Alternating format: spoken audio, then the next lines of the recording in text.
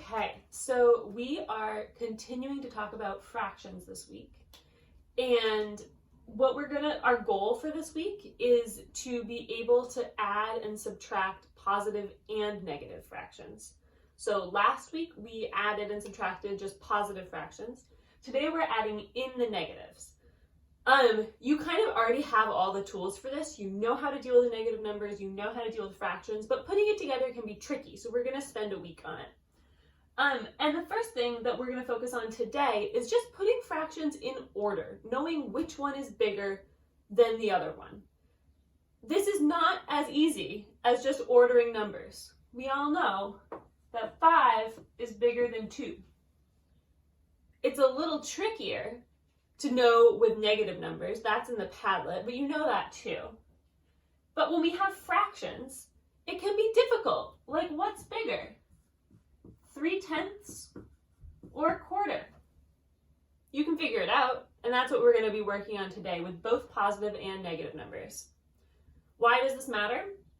Well, for one thing, it matters because if you don't know which fraction is bigger than the other, you're not going to be able to add and subtract positive and negative fractions. Think about it.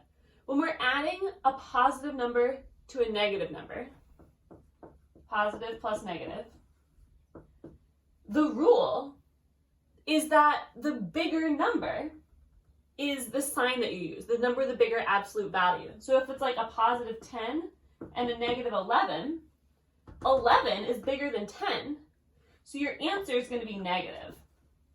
You have to be able to figure out which fraction is bigger, has a bigger absolute value, to be able to do this skill. So you need to know it for tomorrow.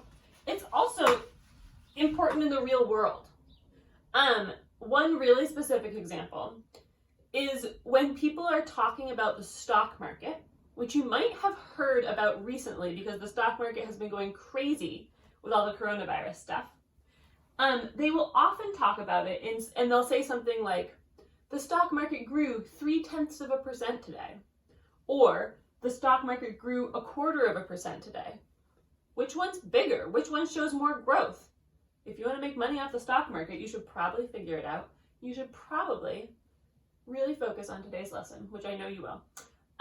So good luck, and I hope you learned something.